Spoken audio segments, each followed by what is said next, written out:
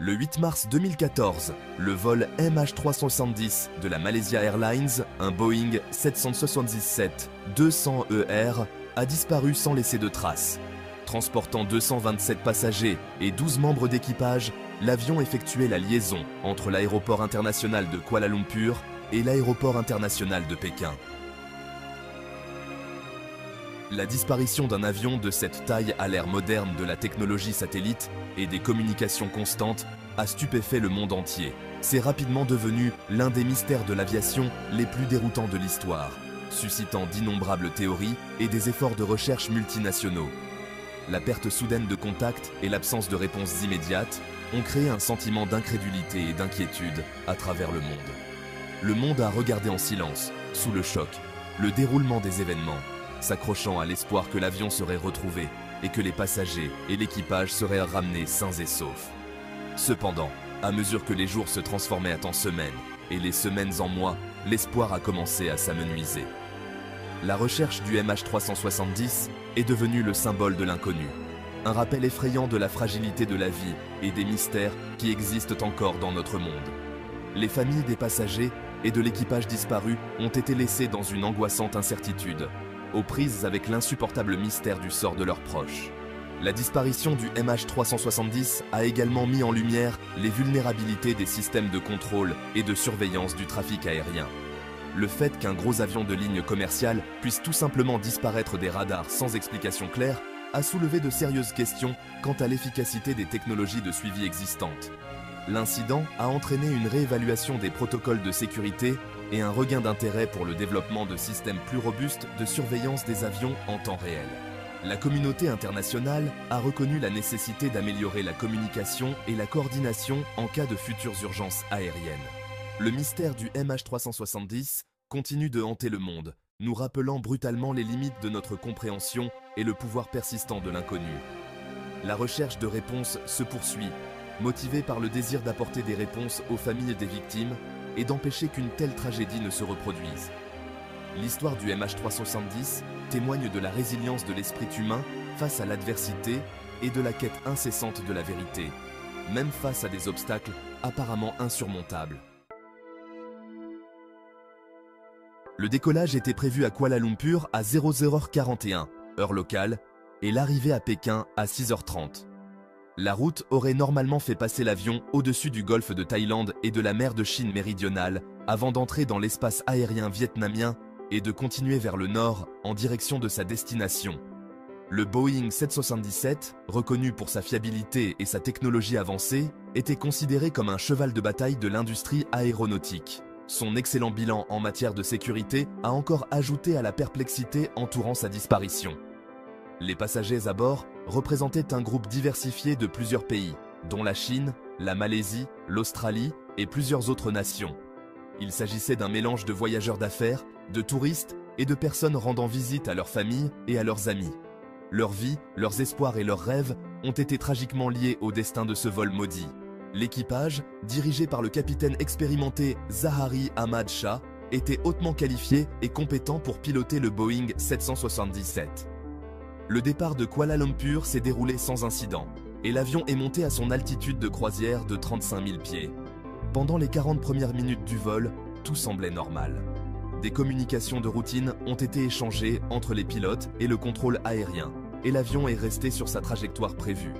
Rien n'indiquait un quelconque problème ou une activité inhabituelle à bord. Cependant, à 1h19, alors que l'avion approchait de l'espace aérien vietnamien, il a soudainement disparu des radars civils malaisiens. La dernière communication du cockpit était un transfert de routine du contrôle aérien malaisien au contrôle aérien vietnamien, déclarant simplement « Bonne nuit, Malaysian 370 ». Cet échange apparemment ordinaire allait devenir les derniers mots entendus du MH370, marquant le début d'un mystère qui continue de laisser le monde perplexe. À 1h21, le transpondeur de l'avion, qui transmet son identification et sa position, a cessé d'émettre. Ce silence soudain a suscité l'inquiétude des contrôleurs aériens, qui ont immédiatement tenté de rétablir le contact avec l'avion. Malgré des appels répétés et des efforts pour localiser l'avion sur les radars, il n'y a eu aucune réponse. La disparition du signal du transpondeur a encore approfondi le mystère entourant le sort du MH370. Les minutes se transformant en heures, l'alerte a été donnée. Les autorités malaisiennes ont lancé les protocoles d'urgence et une opération de recherche et de sauvetage. Les recherches initiales se sont concentrées sur la zone où l'avion avait été vu pour la dernière fois sur les radars, la mer de Chine méridionale. Cependant, à mesure que les recherches s'étendaient, il est devenu de plus en plus clair que quelque chose d'extraordinaire était arrivé au MH370. L'absence de tout signal de détresse ou de communication d'urgence de la part de l'avion a intrigué les enquêteurs. Si l'avion avait subi une panne catastrophique, telle qu'une explosion ou une décompression rapide, on s'attendait à ce qu'une forme d'appel de détresse soit lancée. L'absence d'une telle communication a ajouté à la perplexité croissante et a alimenté les spéculations sur les causes possibles de la disparition. La nouvelle de l'avion disparu s'est rapidement répandue dans le monde entier, attirant l'attention des médias et des citoyens inquiets du monde entier. Les familles des passagers et de l'équipage attendaient avec impatience des nouvelles, s'accrochant à l'espoir que leurs proches seraient retrouvés sains et saufs. Le monde a regardé avec incrédulité le déroulement des recherches du MH370, un mystère des temps modernes qui défiait toute explication. Section 4. Lecture radar. Assembler les pièces du puzzle. Alors que le radar primaire a perdu le contact avec le MH370 à 1h21, le radar militaire a continué à suivre un avion non identifié pendant plusieurs heures. Cet avion non identifié, que l'on pense être le MH370, a considérablement dévié de sa route prévue, faisant demi-tour vers la péninsule malaise avant de se diriger vers le sud au-dessus de l'océan Indien. Les données radars militaires ont fourni des indices cruciaux sur les mouvements de l'avion après sa disparition des radars civils. L'analyse des données radars militaires a révélé que l'avion avait volé pendant plusieurs heures après avoir perdu le contact, pour finalement disparaître de la couverture radar au-dessus de la zone isolée du sud de l'océan Indien. Cette information a radicalement déplacé le centre des recherches de la mer de Chine méridionale vers la vaste étendue de l'océan Indien. La nouvelle zone de recherche présentait des défis importants en raison de son éloignement et des conditions météorologiques difficiles. Les données radars indiquaient que l'avion avait volé à des altitudes et à des vitesses variables, ce qui suggérait que quelqu'un contrôlait activement l'appareil. Cela a conduit à plusieurs théories, y compris la possibilité d'un sabotage du pilote ou d'un acte délibéré de détournement. L'absence de mobile clair ou de revendications crédibles a encore compliqué l'enquête.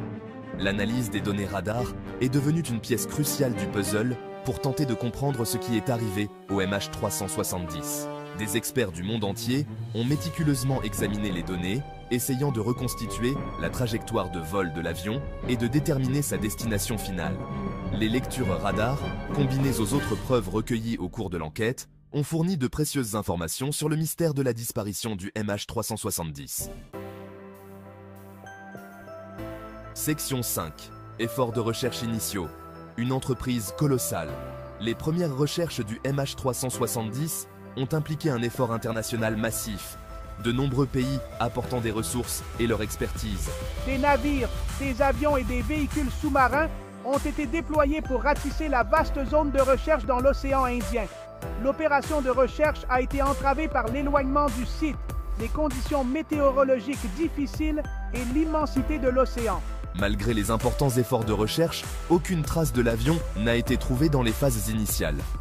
Les équipes de recherche ont subi une pression immense pour trouver des réponses, mais l'absence de débris ou d'épaves les a laissés avec plus de questions que de réponses. Les familles des passagers et de l'équipage disparus étaient de plus en plus frustrées par l'absence de progrès, exigeant plus de transparence et de responsabilité de la part des autorités. Au fur et à mesure que les recherches se poursuivaient, les coûts ont commencé à augmenter, ce qui en a fait l'une des opérations de recherche les plus coûteuses de l'histoire de l'aviation. La charge financière a été partagée par plusieurs pays, dont la Malaisie, l'Australie et la Chine. Le coût énorme des recherches a souligné l'importance de retrouver l'avion et de comprendre ce qui s'est passé afin de prévenir des incidents similaires à l'avenir. Malgré les difficultés et les coûts croissants, les recherches du MH370 se sont poursuivies sans relâche. La communauté internationale est restée déterminée à retrouver l'avion et à apporter des réponses aux familles des victimes.